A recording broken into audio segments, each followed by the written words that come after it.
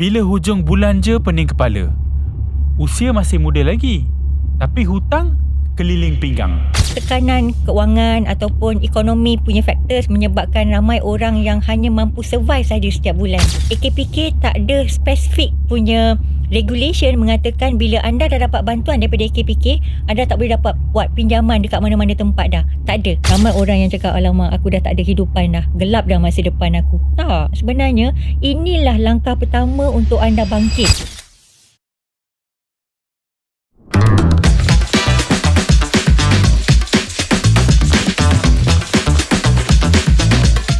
Bila hujung bulan saja, hidup tak tenang. Macam-macam masalah. Tak boleh tidur, rasa geram, tak boleh nak fokus kerja. Semuanya kerana hutang. Lebih teruk lagi, usia muda sudah dililit hutang. Ini Wallet Rakyat, saya Charles Mohan. Kami bincang, kami faham. Dan bersama saya pada hari ini adalah Rohani Nizam Talib daripada Jabatan Komunikasi Korporat AKPK. Hai, Apa khabar Nizam? Baik? Oh, baik. Dah sarapan? Oh, sudah, of course. Ya. Nizam, saya nak tanya, betul ke orang muda ni paling banyak jadi mendapatkan perkhidmatan daripada AKPK? Oh, okey. Saya pun muda juga tau. Ya. Dululah. Okey, Charles. Sekarang pun muda juga. Okey, thank you. Okey, di AKPK sebenarnya kami membantu rakyat Malaysia. Tak kira dia tua ataupun muda, berbagai segmen, golongan masyarakat kita bantu. Sebab mandat yang diberikan oleh Bank Negara Malaysia kepada kami untuk membantu rakyat Malaysia untuk celik wang, untuk membantu mereka untuk ada pendidikan kewangan yang tepat yang melalui avenue yang sah, iaitu AKPK lah. Okay. Tapi pendidikan kewangan tu tak berjaya rasanya sebab trend kita tengok banyak budak-budak muda ni berhutang, last pergi dekat AKPK. Oh ya ke? Macam tu Okey, kita ada statistik tau, Charles, di AKPK. Maksudnya dalam konteks anak muda daripada golongan 21 hingga 35, sebenarnya golongan muda jugalah, kita panggil SRF. Maksudnya orang yang daripada start habis saya belajar, masuk dunia pekerjaan, sehinggalah mereka berkahwin, mempunyai anak.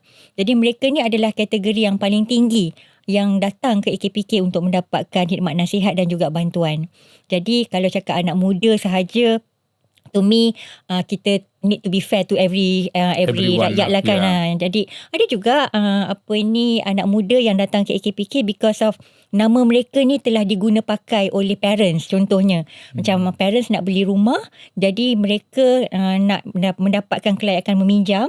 Jadi mereka menggunakan anak sebagai peminjam bersama. Jadi dia punya duration tu boleh dipanjangkan. Jadi tanpa disedari, anak muda ni telah dimasukkan ke dalam kredit punya rekod lah.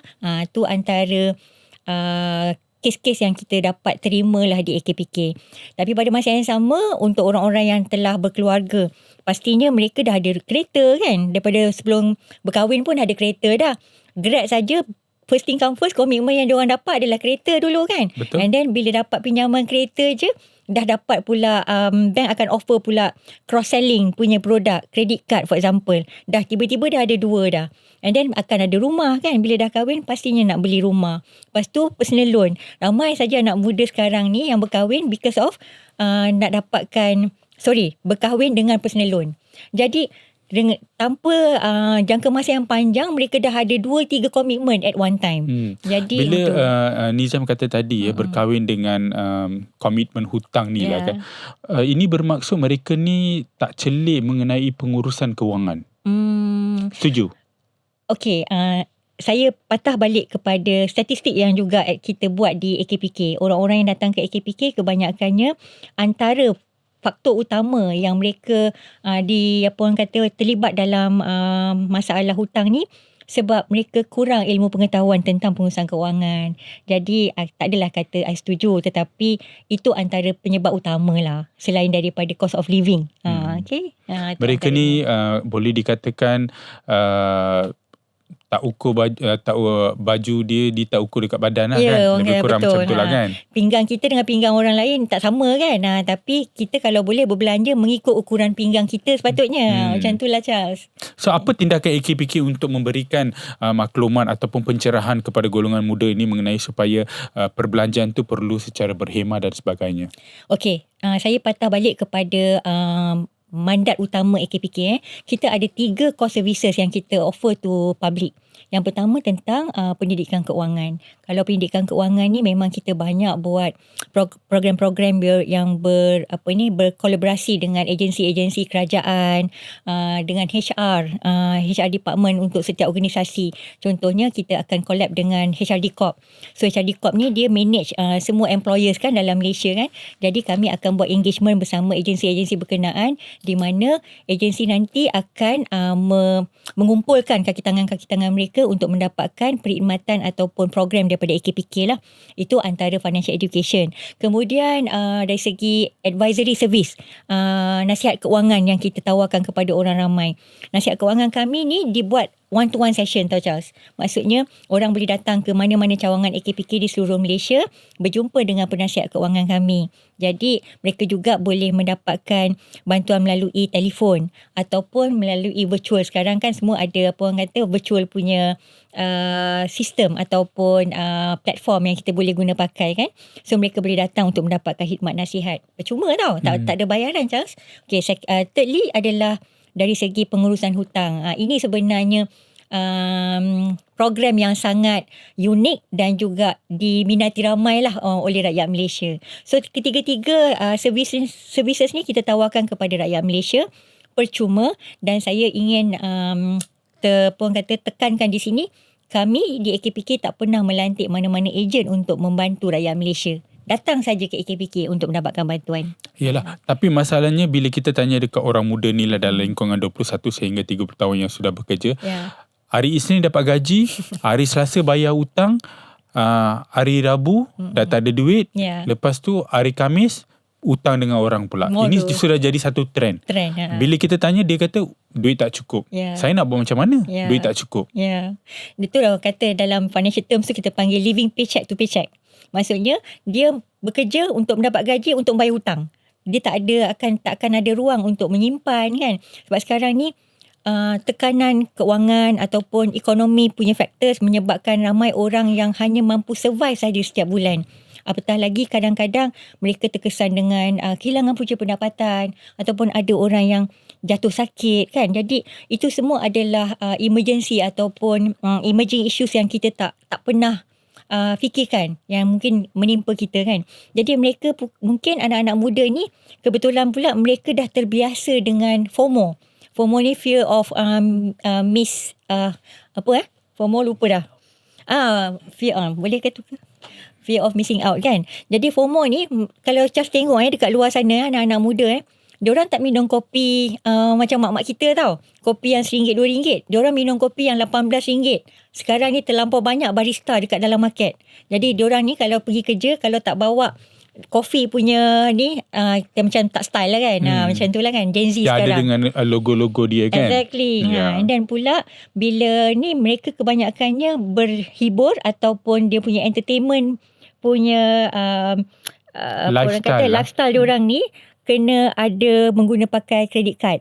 And yang paling trending sekarang ni adalah BNPL. Perasan tak? BNPL ni tak perlu ada assessment yang detail untuk mereka mendapatkan satu-satu barang. Hari ni tekan, besok baru bayar. Tu pun kalau bayar. Macam tadilah you cakap kan. Dah 2-3 hari gaji dapat je, dah habis dah gaji. Ambil barang dulu, bayar kemudian. Kan banyak sekarang ni dengan kemajuan teknologi menyebabkan orang semakin hilang orang kata cara untuk berbelanja berhemat. Kita tak boleh ke ada apa-apa kaedah macam dari perspektif AKPK ni untuk ubah trend ni supaya bagi tahu dekat orang-orang muda ni, tolonglah jangan you nak berhutang banyak-banyak sangat ni, besok you yang susah. Betul. That's why lah AKPK ni ditubuhkan oleh Bank Negara Malaysia. Izinkan saya flashback. Kami di AKPK kami telah berkhidmat untuk rakyat selama 20 tahun. Tahun ni kita celebrate for 20 years kita punya anniversary, Charles. Selamat ulang tahun ke-20. Thank you so much. Sebenarnya di AKPK ni kami lebih dikenali dengan orang kata segmen individu ataupun household segment. Tapi sebenarnya kami juga telah dikembangkan kita punya services kepada SME. Tapi later part kita akan cerita tentang SME punya segmen lah kan. Tapi yang lebih ketara di depan sana ialah macam mana kita nak membantu anak-anak muda lah sekarang ni, dalam konteks anak-anak muda, supaya mereka mempunyai ilmu tentang pengurusan keuangan yang berhemat.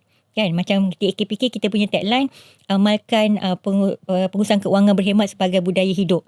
Jadi untuk manage dia orang punya gaji, tadi you cakap 3,000 gaji sebulan, dia kena tahu dia punya pola pengurusan keuangan dia setiap bulan, berapa persen nak hantar kepada komitmen bulanan, berapa persen untuk, biasanya 40% lah, the best is 40% untuk komitmen, and then 10% tu sebenarnya for saving, for emergency saving kan, and the rest tu barulah guna pakai untuk diorang punya nak beli kopi, nak pergi tengok wayang, nak bercuti and what not.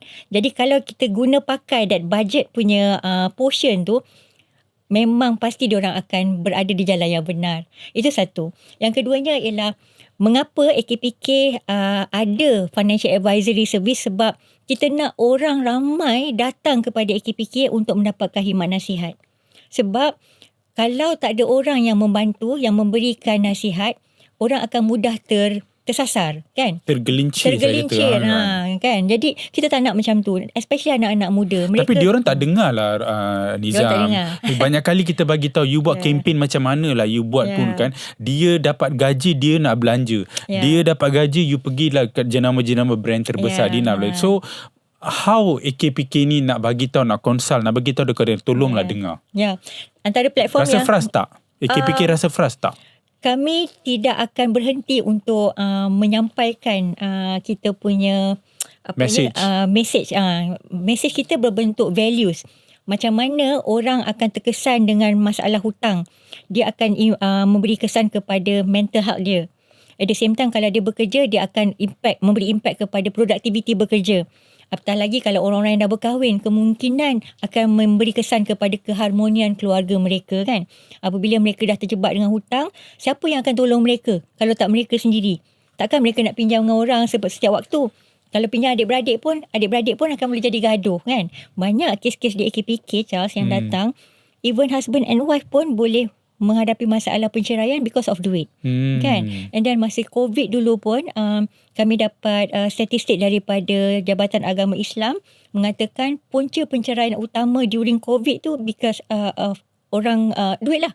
Sebab orang tak dapat bekerja, orang tak dapat keluar rumah, and at the same time orang tak ada saving. Jadi siapa nak tolong kita? Kita lah sendiri yang kena tolong. So orang kena fikir ada ada well-being yang kuat, dia punya financial resilience yang kuat, supaya mereka nampak vision dekat luar, kat depan sana. Kalau aku tak manage my financial dengan baik, ia akan memberikan kesan kepada not only to myself, tetapi juga kepada keluarga, masyarakat and economic as a whole. Ada tak kes-kes macam dia bertaubat untuk satu jangka masa pendek saja, untuk 2-3 bulan bertaubat, saya tak buat lagi. Tetapi bila pengurusan wang dah jadi stabil sikit, dia mula balik cara lama. Betul. Kita pun sebagai manusia biasa kan, bertaubat. Saya suka pula dia cakap bertaubat. Bertaubat. Nanti dia saya taubat. Sebab saya tahu buat. Jadi memang benda tu akan berulang. Jadi sebenarnya kadang-kadang kita ni belajar tentang kehidupan daripada pengalaman. Ramai orang yang datang ke AKPK, apabila mereka datang, mereka mendapatkan bantuan, kebanyakannya mereka dah mengalami masalah depression. Mereka dah menghadapi masalah, mungkin mereka hilang punya pendapatan sebab mereka tak dapat mengalami masalah hutang yang sangat tinggi, menyebabkan HR mereka ataupun majikan mereka terpaksa mengeluarkan mereka daripada pekerjaan sebab dia dah beri impact kepada produktiviti bekerja dan sebagainya. So bila masalah-masalah ni berlaku, of course kita akan rasa, kenapa, sampai bila aku nak macam ni, kan? Dan apatah lagi kalau orang yang tiba-tiba jatuh sakit. Bila jatuh sakit, siapa yang nak bantu dia? Sebab medical cost dah semakin tinggi. Jadi experience yang mereka lalui itulah yang akan membantu mereka untuk make sure mereka beringat. Mereka tidak simply fikir hari ni je. Esok tak apalah, esok boleh fikir lain. Kita tak nak macam tu. Jadi saya nampak kalau cakap bertaubat tu, orang akan tend to buat the same mistake, tetapi ada jalan dia untuk kamu datang kepada AKPK untuk mendapatkan khidmat nasihat. Kami di AKPK, kita tak ada KPI untuk make sure orang ni bertaubat sepanjang permanently kan. permanently, Tetapi ya. at least Tapi dia kita ada harap yang kesedaran. terbaik sajalah. Betul. Saya bukan jenis macam tu, tapi saya tahu banyak golongan influencer ni diorang sanggup berhutang sebab nak beli, semata-mata nak beli beg-beg jenama, baju-baju jenama untuk tayangkan di social media, which is bagi saya macam tak best lah. Orang kata apa phrase dia, orang kata like biar apa-apa asal bergaya. Macam bagi saya bukan orang macam tu lah. Selalunya dapat gaji memang bayar komitmen dulu lah. Habis bayar komitmen baru ada berapa persen tu saya akan spend untuk saving lah. Memang ada untuk saving lah. Also untuk keperluan diri sendiri pun ada. Tak. Kalau tanya dekat saya personally, SPay later ke apa ke macam Atomy semua tu, kalau nak pakai tu kalau boleh janganlah kan. Ikut style saya suka kumpul duit dulu untuk beli sesuatu barang macam kasut ke, jam tangan, baju ke apa-apa ke. Saya akan survey dulu harga barang tu, dan nanti saya akan save duit, baru saya akan beli barang tersebut tu. Saya rasa macam dia ada pros and cons je lah. For me personally, I think agak menyusahkan later on. Bila ada kesenangan tu, kita kadang dah ambil tu, lepas tu kita nak bayar tu susah apa benda tu. So for me, I think it depends on the individual. Kalau dia macam ada disiplin untuk buat benda tu lah semua. Personally, tak okay. Cause I think better you susah-susah dahulu, senang kemudian. Okey Nizam, kita dah tahu semua masalah-masalah ni yang berlaku di kalangan bukan saja golongan muda lah, tetapi semua yang berhutang lah. Tapi solution dia macam mana? Adakah AKPK ni dia punya first solution ke, atau dia harus diletakkan antara yang terakhir?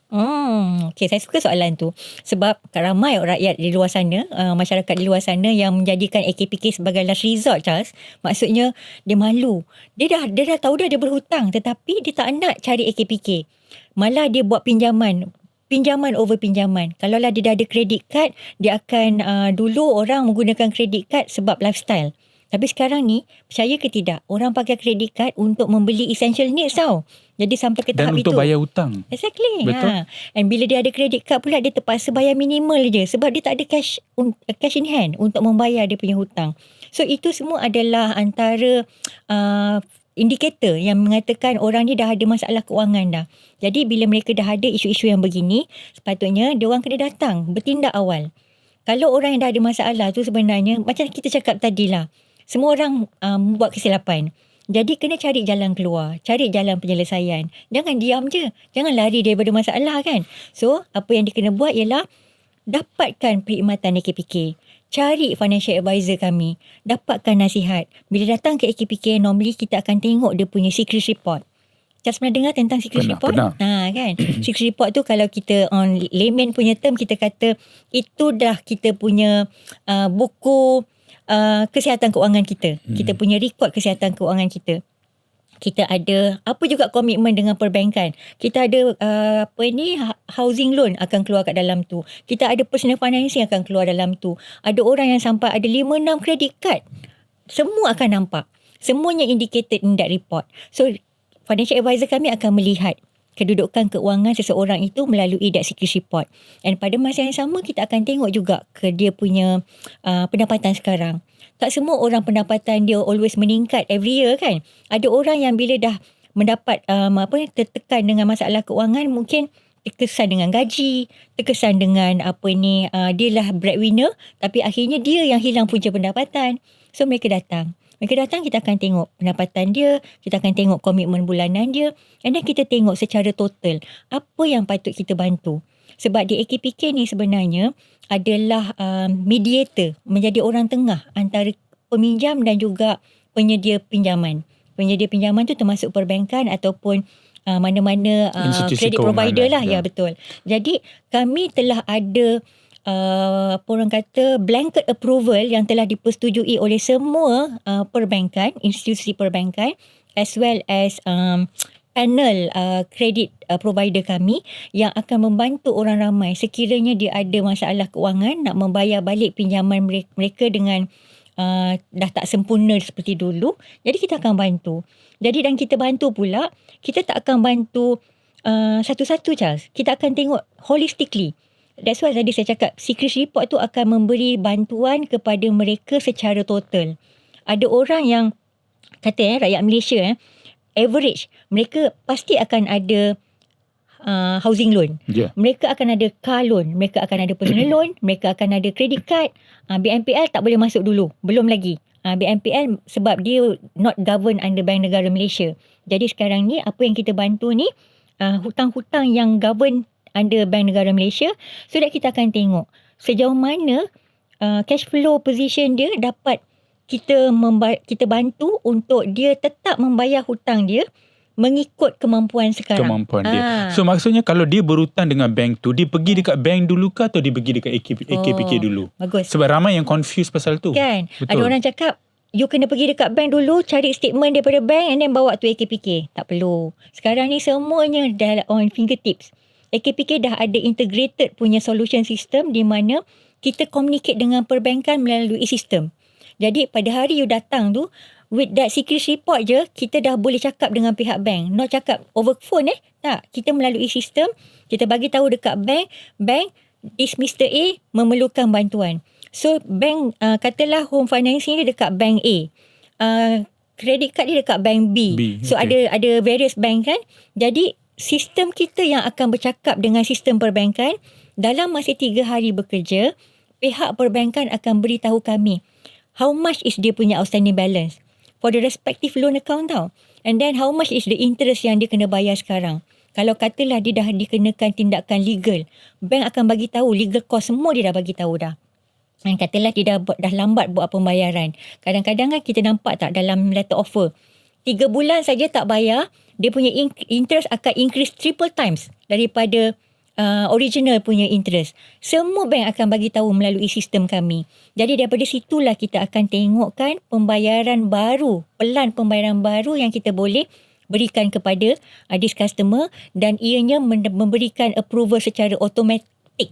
Dah tak perlu nak dapatkan bank punya approval semua, tak perlu dah. Semua dah catered by our system. Nizam, ramai yang bertanggapan kalau masuk AKPK ni terus dia tak boleh buat loan lagi. Betul ke? Sebenarnya soalan tu ataupun stigma tu sangat berleluasa kat luar sana, Charles, because ramai orang yang masih lagi mempunyai mentaliti di mana kalau dapat pengurangan bayaran daripada AKPK, wah, aku dapat lebihan kredit, lebihan cash, jadi aku boleh buat pinjaman dekat luar sana. Tapi sebenarnya di setiap perbankan, sebelum tu saya nak nyatakan AKPK tak ada spesifik punya regulation mengatakan bila anda dah dapat bantuan daripada AKPK, anda tak boleh dapat buat pinjaman dekat mana-mana tempat dah. Tak ada. Memang kita tak ada polisi berkenaan tu. Jadi orang, you are free to get any new financing from any credit provider. Tetapi pada pihak bank, perspektif pihak bank, bila anda telah menghadapi masalah keuangan, anda tengah sakit, sihatkan dulu tubuh badan anda. Makan ubat dulu yang telah diberikan oleh doktor. Bila dah sihat nanti, barulah anda tengok balik anda punya kedudukan keuangan. Kalau katalah after 2 years, mungkin anda dah dapat kenaikan gaji. Kalau orang yang buat bisnes, mungkin bisnes dia dah mula stabil. Kan? And then katalah orang yang mendapat sumber keuangan yang secara kenaikan pangkat. Kenaikan pangkat dan sebagainya. Jadi sedikit sebanyak diimprove dia punya kedudukan keuangan. Jadi anda boleh pergi ke mana-mana pihak perbankan untuk mendapatkan new financing. Bank juga, dia nak tengok juga. Bila dia nak bagi pinjaman baru kepada orang ramai, dia nak tengok hutang yang sedia ada ni macam mana dia bayar. Track record dia cantik ke tidak dia bayar dengan AKPK. Sebab bila dia duduk dalam program AKPK, kami keep track dia punya pembayaran. Kalau pembayaran tu kosong, regular, cantik, maksudnya secret dia akan indicate kosong. Kosong means dia adalah good pay master lah. Jadi bank boleh lah tengok, dia ni bagus membayar hutang. Dan katalah, dia dah ada dah, income dia dah bertambah. Dan bank akan nampak, maksudnya dia ni boleh kita nak bagi pinjaman baru. So bank akan buat pertimbangan yang sewajarnya lah. Tapi saya nak tukar soalan ni sikit lah ya. Macam mana kalau ramai yang bertanggapan kalau ada hutang ni pergi je kat AKPK. Dah hutang pergi je AKPK. Macam ambil kesempatan pula. Macam mana AKPK nak deal dengan mentaliti orang seperti ni? Okey. Apabila kita memberikan khidmat nasihat kepada individu kan, kita akan tengok dia punya secret report. Ada orang yang dah dapat bantuan, when time goes by, dia terjebak pula dengan masalah kesihatan. Saya suka cerita ni sebab ramai yang datang ke AKPK mengalami masalah kesihatan, Charles. Jadi kita tahu itu adalah genuine punya isu. Bukan dia suka-suka tak nak bayar hutang. Jadi dia datang balik and then dia kata, "Cik, saya dulu dah duduk dalam program. Tapi sekarang ni saya dah settle dah hutang saya. Tapi saya datang balik sebab saya mengalami masalah kesihatan." Yes, he is the one yang kita akan bantu. Tetapi ada orang yang dah dibantu and then dia keluar. Dia keluar daripada program. Kenapa? Rupa-rupanya dia nak buat pinjaman baru. Kalau dalam program AKPK, kalau you nak buat pinjaman baru, you have to withdraw from the existing program, Charles. Jadi, you akan hutang yang sedia ada ni, you just bayar direct to the bank. Jadi, bank tengok balik. Layak ke tidak untuk dia buat pinjaman baru? Tapi katalah bank kata, oh, kita bagi pinjaman baru. Selepas 2-3 tahun rupanya dia tak boleh bayar juga pinjaman baru tu. And then dia come back to AKPK. lagi sekali. Kat situ kita nampak he is taking advantage on AKPK punya assistance. Kat situ Tapi nanti, ada tak kes ramai yang keluar dari AKPK lepas tu balik kepada AKPK? Ada, pasti ada. Ya, ramai ya. Macam tu lah tadi. Sebab kita tengok case to case basis. Apa masalah dia? Adakah dia memang suka-suka buat hutang tapi tak suka bayar? Ada orang yang berhutang tetapi because of emerging issues ataupun yang kecemasan ataupun yang tidak dijangka kan. Kerja apa ni, apa orang kata, kesan-kesan keuangan yang tak boleh dijangka. Jadi mereka akan kita bantu. Apa pun kita tetap akan membantu orang ramai. Nizam, berapa peratus kes-kes yang dirujuk kepada AKPK ni diselesaikan? Maksudnya berapa ramai yang dapat bantuan AKPK? 70% ke, 80% ke, 90% ke, atau 99% ke? Okay. Kalau saya recall balik kita punya statistik orang yang mendapatkan khidmat nasihat di AKPK as of December last year, dia lebih kurang melebihi 1.5 juta orang telah mendapatkan khidmat nasihat AKPK. Khidmat nasihat free. Kenapa tak nak datang? Itu pun sikit tu. Kita ada 34 million population dalam Malaysia. Betul. Ramai lagi underserved yang kita tak reach out. Itu. Daripada situ juga lebih kurang dalam lebih daripada 600,000 yang telah duduk dalam program pengurusan kredit. Jadi mereka ni bila dia masuk saja, dia submit aja dia punya permohonan untuk kita jadualkan balik pembayaran pinjaman dia. Dia ni 99% memang pasti kita akan bantu. What happened to that 1%? Kebanyakannya adalah orang yang bila dia dah dapat khidmat nasihat kita, dia kata, oh tak apalah, saya nak discuss dululah puan dengan wife saya, dia balik. So end up dia kata tak apalah, kita boleh bayar lagi. So dia tak akan enroll lah the program. Dia mungkin ditangguhkan lah. Exactly. Dia tak enroll pada masa tersebut. Ataupun dia kata, oh tak apalah, saya dapat bantuan daripada my family. So dia tak enroll juga.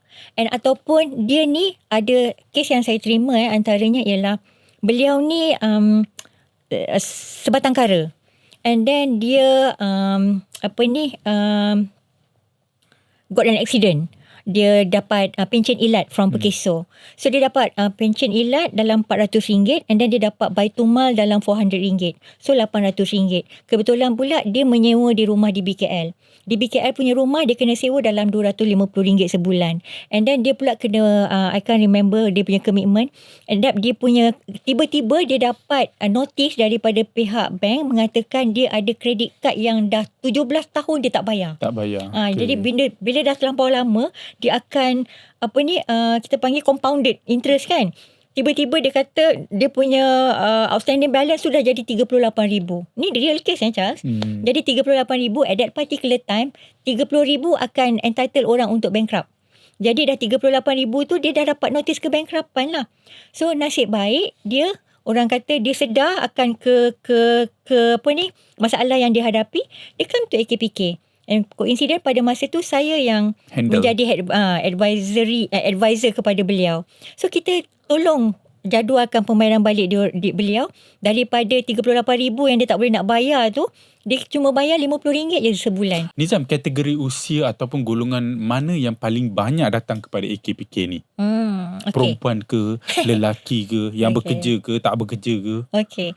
Dari segi segmen, kalau dari segi umur lah umur kebanyakannya yang paling tinggi cover 60% daripada total orang yang mendapatkan bantuan di AKPK adalah dari kategori umur 20 to 39. Oh, 20 to 39 ya. Ni kebanyakannya orang dah start bekerja, and then mereka berkahwin, and then mempunyai anak kan. Working adult lah. Ya, working adults kan. Sebab masa ni diorang dah bila berkahwin, diorang akan membuat pinjaman kan. And then PTPTN pun dah start dah masa diorang habis belajar kan. Betul, ya. Lepas tu bila kahwin, saya silap pakai personal financing.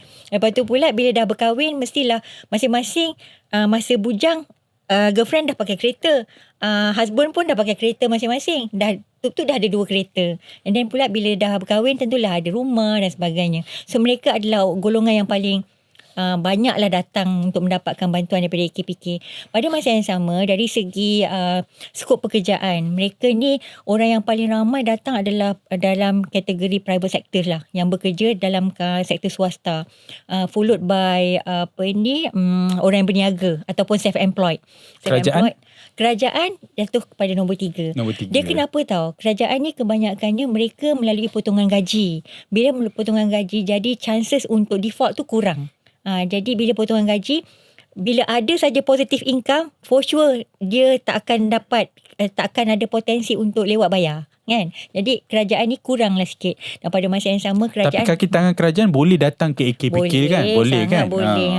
Kita membantu kaki tangan kerajaan yang mempunyai hutang yang melalui potongan gaji ataupun yang di luar potongan gaji. Sebab ada komitmen yang nampak dalam sikris tetapi tak nampak dalam payslip.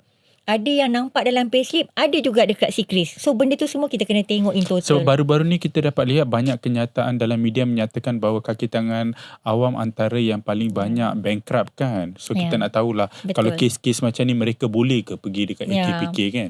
Kami memang ada collaboration bersama JPA lah. JPA ni memang dia accommodate seluruh kaki tangan awam dalam Malaysia. Jadi dalam JPA ni dia ada satu program yang kita panggil Transformasi Minda, di mana kami akan memberikan modul keuangan. Kita akan buat talk ataupun workshop kepada mereka-mereka yang baru rekrut kat dalam JPA kan. Jadi mereka ni akan diberikan tentang pengurusan keuangan, cara financial awareness lah, dari segi modul macam mana bila mereka nak buat pinjaman, bila mereka dah berkahwin macam mana, bila mereka nak bersahara pun kami ada juga modul-modul yang kita khaskan. Sebenarnya Charles, actually I nak ambil this opportunity lah.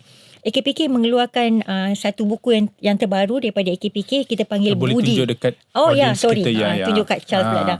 Okay. BUDI, Budi. B ni dia represent untuk anak-anak muda yang sedang dalam dalam pengajian. Mereka di Menara Gading ataupun di sekolah dan sebagainya lah. Kita B tu represent bina ilmu. Okay. Satu. Kemudian ada U pula, umpil potensi. U ni apabila mereka dah mula bekerja. Bila dah bekerja, dah dapat gaji, masa itulah FOMO tu datang kan. Masa itulah mereka beli kereta mahal, Mr. H dan sebagainya. Masa itulah mereka dapat kredit kad, dan pergi tengok wayang, nak pergi ni pun pakai kredit kad. Kalau kredit kad dah maximize usage, pakai BNPL. Okay. Ni U. And then D ni pula bila mereka telah berumah tangga ataupun mempunyai anak, family dan sebagainya, kita nak tengok pelaburan yang bagaimana yang mereka boleh invest in, supaya mereka ni ada long term punya financial management kan. Sebab mereka ni tak, orang kata suka tak suka, kita akan mengalami ataupun masuk kepada era bersara kan. Bila era bersara, kita nak orang bersara dengan peace of mind. Peace of kan? mind, ya. Dah banyak bayar hutang, maksudnya hutang dah habis, dah boleh tenang lah, rasa tenang. Betul kan? ya. Sebab AKPK kita punya mantra adalah orang yang keluar saja daripada orang kata mendapatkan khidmat nasihat AKPK, mereka akan mendapat peace of mind. Itu sebenarnya kita punya motto ataupun values yang kita nak sampaikan kepada orang. Short form dia Budi. Okay. Dia cover across 4 life stages lah in that sense. Naskah buku ni diberikan secara percuma ke atau bagaimana? Atau kena Sebenarnya beli? kami jual ni 100 untuk ke 4 buku. Dan kalau buku ni pula nak dapatkan, dia tak boleh baca satu je. Dia ni buku cerita. Jadi dia datang daripada dia belajar sampailah dia bersara. Dan dia ni pula pakai 4 persona yang berbeza. Ada yang berniaga, ada yang terlampau apa orang kata addicted dengan game, end up dia gagal dalam kehidupan. Ni semua akan melalui konteks pengurusan keuangan yang berbeza dan akhirnya bila mereka bersara, ilmu yang mereka dapat daripada kehidupan mereka tu. Macam tu lah. Tapi ramai yang pergi dekat AKPK ni dia malu. Dia kata image saya akan tercemar. Kalau rakan-rakan saya dekat pejabat dapat tahu, dia akan anggap saya ni berhutang. So masa ada yang bertunang tak jadi nak kahwin. So macam mana kita nak brainwash ataupun kita nak maklumkan dekat mereka it's okay to come to AKPK. Ya, betul. Sebenarnya AKPK ni bukanlah musuh tau. Sebenarnya AKPK adalah sahabat keuangan anda. Jadi kalau ada masalah, sebenarnya jangan tunggu bila ada masalah baru nak datang. Datang secepat mungkin. Dapatkan advice daripada kami. Sebab kita ni orang kata kita panggil apa Pemudah cara. Pemudah cara satu yang orang kata macam tadi saya katalah, prevent is much better than cure kan. Ya. Jangan sampai bila dah jatuh sakit baru nak datang, baru mencegah nak cari, lebih baik daripada mengubati. merawat. Betul. Betul. Kan. Jadi sekarang ni bila datang bila diorang kata nanti HR diorang akan tahu. Lepas tu ada yang kata, nanti aku tak boleh pergi keluar negara. Yang pasal tak boleh buat hutang tu memang lagi ramai lah yang cakap kan. Lepas tu ada pula yang kata nanti tak dapat kenaikan pangkat dan sebagainya. Ada pula yang cakap saya nanti nak keluarkan EPF tak boleh kan. Jangan. Itu semua adalah mitos. Salah tu. Sebenarnya AKPK ni diberi mandat untuk membantu orang ramai. Kita beri jalan keluar macam mana nak menyelesaikan diri daripada belenggu hutang. Tetap membayar hutang sebab kod mana pun hutang kena bayar. Kan? Membayar mengikut kemampuan semasa. Jadi nanti bila dah kata dah stabil, anda boleh, kita akan bagi nasihat untuk jalan yang lain pula. Jadi anda boleh sentiasa datang ke AKPK. Nizam, saya cuma nak tanya, kalau di AKPK, kita masuk dalam program AKPK ni, kita masih boleh travel ke luar negara ke? Boleh, tak ada masalah. Kami tak ada simpan pun anda punya pasport. Kan? Ya sebenarnya yang akan menghadapi masalah andainya anda tak cari jalan keluar. Contoh, anda dah muflis. Then only memang tak boleh lah. Ada orang cakap hanya orang yang muflis saja yang boleh dapat bantuan AKPK. Salah. Dah muflis, orang yang agensi yang bertindak adalah MDI. Insolvency Department. Bukan lagi AKPK. AKPK hanya akan bantu untuk orang yang nak dapatkan bantuan awal. Maksudnya, dia dah ada cash flow punya isu saja, cepat-cepat datang AKPK. Selagi dia tak declare bankrupt, selagi itulah AKPK mendapat kelebihan untuk membantu orang ramai. So, tapi ramai yang mungkin tak nak pergi ke AKPK, mereka pergi ke saluran yang tak betul. Ada tak kes-kes macam tu? Banyak. Yang tak betul tu contohnya macam mereka malu tau. Bila malu, mereka kata, tak maulah datang ke AKPK. Satu, nanti orang tahu aku ada isu keuangan kan. Nanti dia orang kata kawan-kawan kenal lah apa semua. Jadi dia mengguna khidmat third party, agent. Sebab kat luar tu banyak scammer. Banyak orang yang menawarkan servis yang lebih kurang sama macam AKPK. Tapi bahaya juga dengan third party tu kan? Bahaya sebab mereka memberikan charge commission kepada setiap bantuan yang mereka berikan. And I dengar kan, ada yang memberikan charge mereka 10% daripada total hutang. You just imagine kalau you ada hutang credit card yang contoh 10,000. Dia charge pula 10% out of your outstanding balance. Kita ni duit kita nak bayar hutang kepada pihak bank. Kenapa kita kena bayar pula dekat third party? Sedangkan di AKPK, that 10,000 itulah yang kita akan bagi tahu kat bank dan kita akan bantu dia untuk mengurangkan pembayaran. Ini nak tambah lagi hutang dengan orang yang tak berkenaan. Lepas tu nak bayar lagi hutang yang sedia ada. So jangan terjebak dengan third party lah kalau if you ask me. Nizam, ada apa-apa tips untuk mereka yang sedang dibelenggu dengan isu-isu kewangan pada ketika ini yang mungkin teragak-agak nak pergi dekat AKPK ni? Ya, sebenarnya kan bila kita menghadapi masalah kewangan bukan bermaksud kita gagal tau Charles. Ramai orang yang cakap, alamak aku dah tak ada kehidupan dah, gelap dah masa depan aku. Tak, sebenarnya inilah langkah pertama untuk anda bangkit. Untuk pulihkan anda punya keyakinan diri. Kan orang kata financial resilient. Nak pergi menuju ke arah financial well-being yang sihat dan sebagainya kan. Kita kena sihat minda, sihat fizikal, sihat keuangan kan. Jadi tips yang kita nak sampaikan adalah tolong jangan lari daripada masalah. Cari, saya nak berikan 4 formula ni. Itu formula 4A. Yang pertama, kalau anda ada masalah, pertama sekali anda kena buat adalah admit. Anda kena sedar yang aku sekarang menghadapi masalah. Aku kena cari bantuan. Aku kena bercakap dengan someone. Katalah dah pergi bercakap dekat wife. Wife pun tak boleh tolong. Apa yang anda kena buat ialah pergi ke bank. Pergi ke credit provider anda. Minta bantuan daripada pihak bank. Kan? Itu adalah admit. Maksudnya kita sedar yang kita sedang menghadapi masalah. Number 2 adalah dari segi analisa keuangan kita. Analisa ni maksudnya kita kena duduk balik, buka balik kita punya kedudukan keuangan. Pendapatan kita sekarang berapa? Apa yang telah terjejas? Apa yang kita kena bayar setiap bulan? Utamakan mana yang wajib untuk bayar. Ketepikan soal kehendak.